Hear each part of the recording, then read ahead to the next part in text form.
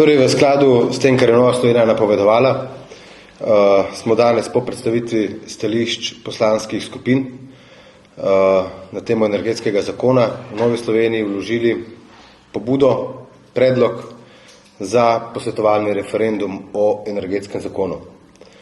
Zakaj?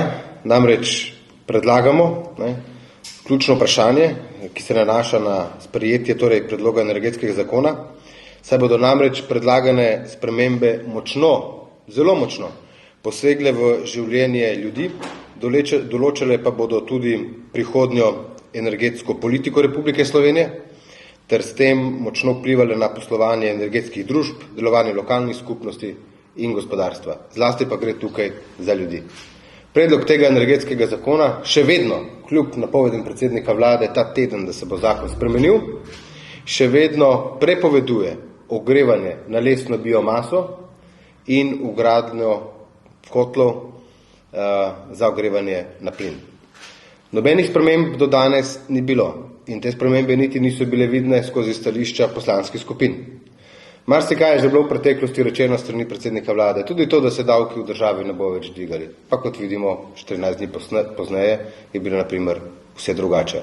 Če kaj, potem praznim obljubam vrat na nos ne moremo verjeti. Zaradi tega je Nova Slovenija naredila prvi korak in sicer vložila predlog za posvetovalni referendum. O tem bo torej potekala razprava in tudi glasovanje v Državnem zboru Republike Slovenije. Želimo si, da v čim krajšem času.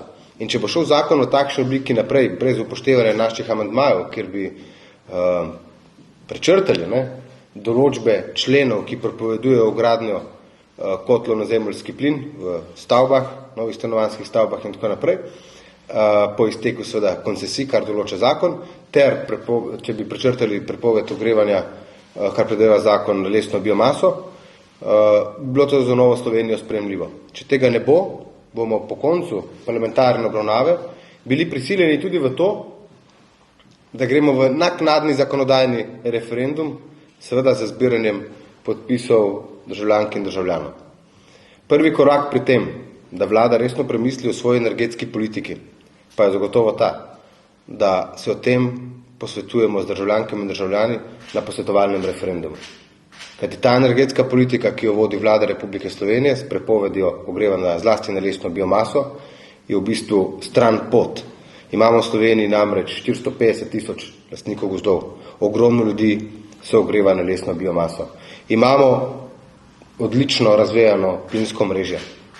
Še 3 leta nazaj so se podeljevale koncesije za ogrevanje na plin. Danes pa kar naenkrat ta dva elementa, in lesna biomasa in plin, nista več v redu. Zakaj, se sprašujemo. Tudi kar se tiče plina, Evropska komisija je leta 2021 omenila plin skupaj z jedrsko energijo kot okolju prijazen, kot trajnostni vir. In v Sloveniji s plinom, pozor, naredimo zgolj in samo 1,8 CO2 izpustov. Samo toliko predstavlja CO2 izpustov plin in posledično to, kar se ogrevamo na plin. Torej, energetska politika je popolnoma zgrešena.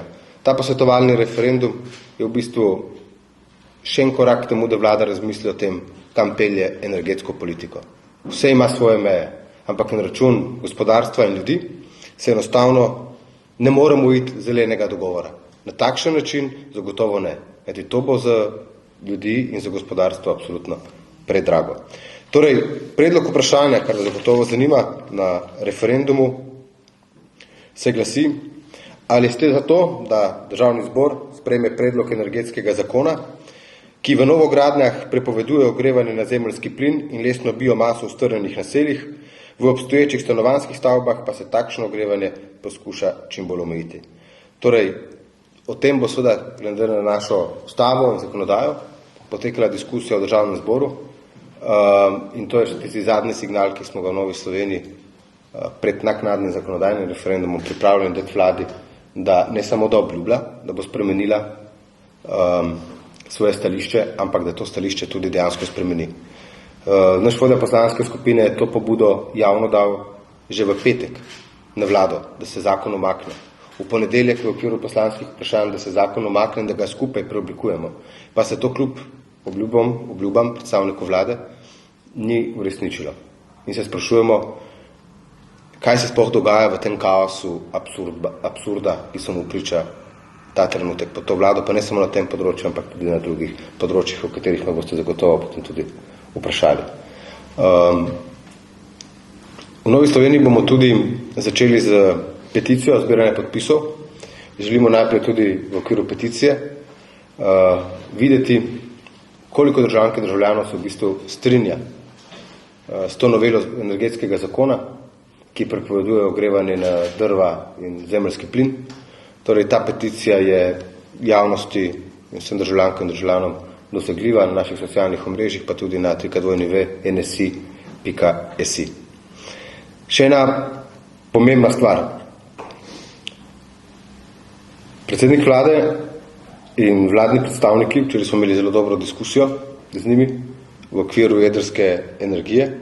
Jaz sem tudi zato, da čim prej v letošnjem letu izvedemo referendum. Želim pa poudariti, zeleni dogovor na evropski ravni je absolutno potrebno izpolnjevati, ampak ga treba narediti bolj življenjskega. Zeleni dogovor zgolj in samo z omejevanjem, ne pa s podbudami. Zeleni dogovor zgolj in samo na način, da se bomo ogrevali na sonce in veter, ne pride v poštev. In tukaj je res potencial nuklearna tehnologija, ne samo v obliki močnih spotov drugega bloka, ampak tudi novih tehnologij na področju malih modularnih reaktorjev in tako naprej. In v Novi Sloveniji še enkrat izražamo spodbudo k temu, da pospešimo vse postopke za izgradnjo drugega bloka nuklearne elektrarne v Krškem. Zdaj sem pa na voljo za vaše vprašanje. Samo še ena stvar. Skozi tekom razprave o temu, ker je Nova Slovenija nasprotovala ogrevanju na temu načinu prepovedi ogrevanja na drva in zemeljski plin, so se strani ministrstva pojavili očitki, da tukaj zavajamo. Absolutno zavračamo te očitke. Če kaj, potem je predsednik vlade v okviru poslanskih vprašanj v bistvu pritrdil našemu mnenju, da se tukaj dogaja prepoved ogrevanja na lesno biomaso. Predsednik vlade je sicer dejal, da je prišlo v šumu, komunikacijskem šumu, ampak državna sekretarka, gospa Sršen, je jasno govorila, še vedno bo se dovoljeno ogrevati na lesno biomaso. Predsednik vlade je rekel, da bomo to spremenili. Torej, kot kaže, spremenili bomo nekaj, kar je državni uradnik, funkcionar govoril, ne, da tega sploh ni v zakonu. Torej, tukaj se vidi, da smo imeli prav, ko smo pri temu nasprotovali, žal pa do teh sprememb v zakonu do današnje obravnave še ni prišlo in nič ne kaže tekom stališč poslanskih skupin, da bi do tega prišlo. Najprej dejanja, ne bomo nasedli na prazne obljube. Prosim. Vprašanje ne hočem, da že pred njej je znam že dolgo, da bo ravno te stvari v zakona, ampak do danes se to ni zgodilo.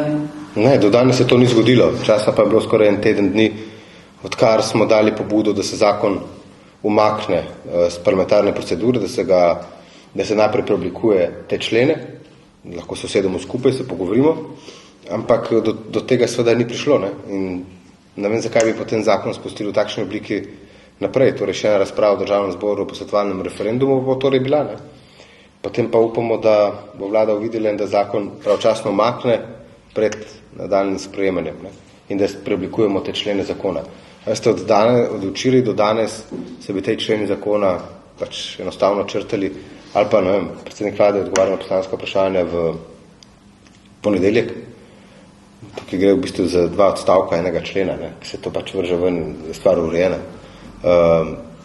Torej, ne vem, kako poteka vladanje v tem kaosu, ampak kot kaže, to ni podobno več ničemu, in Slovenija se zasluži vse drugo kot pa to.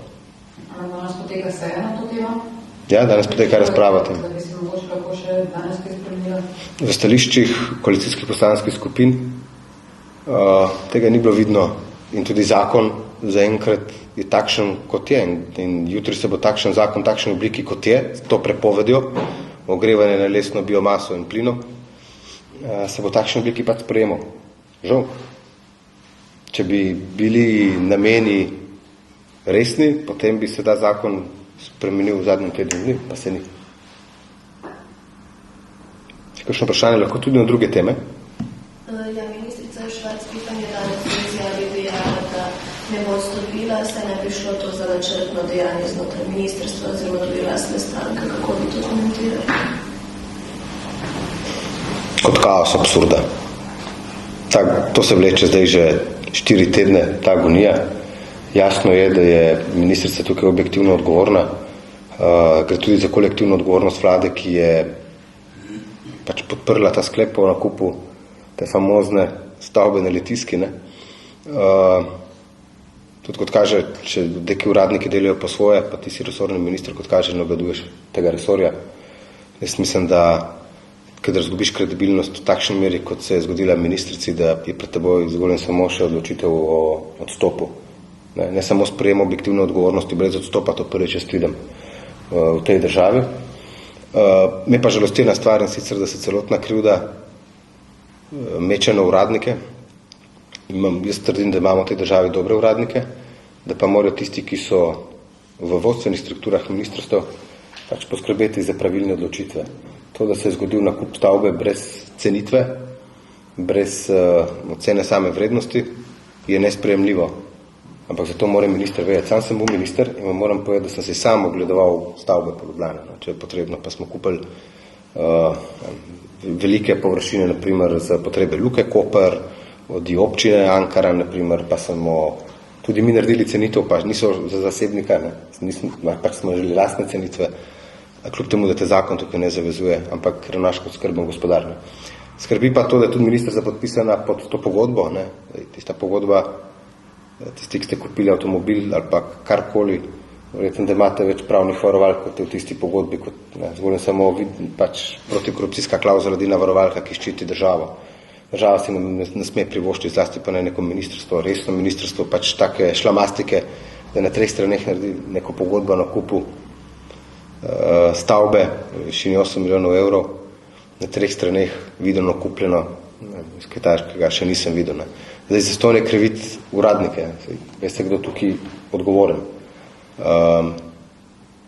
Vidim pa, da se tukaj dogaja zlasti boj med 2 koalicijskima strankama, in da gre zdaj za v bistvu ne razčiščevanje odgovornosti, ampak za politično kalkuliranje, navadno politično koalicijsko intrigo. Pred vrati so seveda evropske volitve, pomembne volitve za obe dve stranki, in da gre tukaj za v bistvu politično konotacijo tega nakupa stavbe, namesto da se bi res razčiščevalo stvari. Pa še nekaj je. Tukaj bo interpelacija, tukaj ta zgodba se bo vlekla še nekaj časa, imamo v državi pa mnogo drugih pomembnih tem in problemov, ki jih bi morali reševati, jih bi morala vlada reševati. To stvar s tem nakupom stavbe bi se dalo zelo hitro situacijo rešiti s sprejemom političnih odgovornosti in razčiščevanjem, kaj bilo narobe, probati tukaj čim prej narediti cenitve, razred mogoče pogodbe, karkoli. Imamo pa probleme od stavk, ne vem več, kdo ne stavka danes. Imamo pa ogromno drugih problemov, s katerimi bi se morali ukvarjati in bi bili res prvovrstna tema. Ne pa, da prihajamo z afere v afero z dneva v dan. In pri tem, v bistvu, od nakupa računalnikov do stavbe nihče noče sprejeti nobene odgovornosti. Na koncu so, kot kaže, se krivi uradniki. Jaz trdim, da imamo v državi dobre uradnike. Še eno vprašanje glede energetskega zakona. Ja. Boste vi vztrajali pri tem posvetovalnem referendumu, tudi če vlada v kratkem črta ta določila, za katere je že povedala, da je počrta? Vlada samo napovedala. Zaenkrat jih še ni črtala. Takrat, ko bo vlada črtala te člene zakona, bomo pač pogledali, kaj je vlada prečrtala, kaj je spremenila, pa bomo videli, zakaj se gre. A se vi spomnite, kako je 17. novembra, mislim, da predsednik vlade dejal, v tej državi ne bomo več višali davkov. Čez 14 dni smo mi dobili, se pravi, na mizo zakonodajo, ker so se davki višali. Jaz se sprašujem, na kakšen način poteka vladanje in če gre verjetno tako, vrat na nos na obljube. Če bi mi dobili zakon v drugačni obliki, glasovali, da pač ta zakon v takšni obliki ne gre naprej, danes jaz ne bi imel te tiskovne konference, niti ne pobude ne bi vložili za posvetovalni referendum. Pravim pa, to je posvetovalni referendum, v katerem morajo glasovati Državni zbor Republike Slovenije. Ne?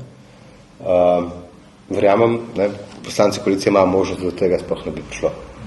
Pa vlada tudi, seveda, ima to možnost, da se pravočasno te členi zakona spremenijo.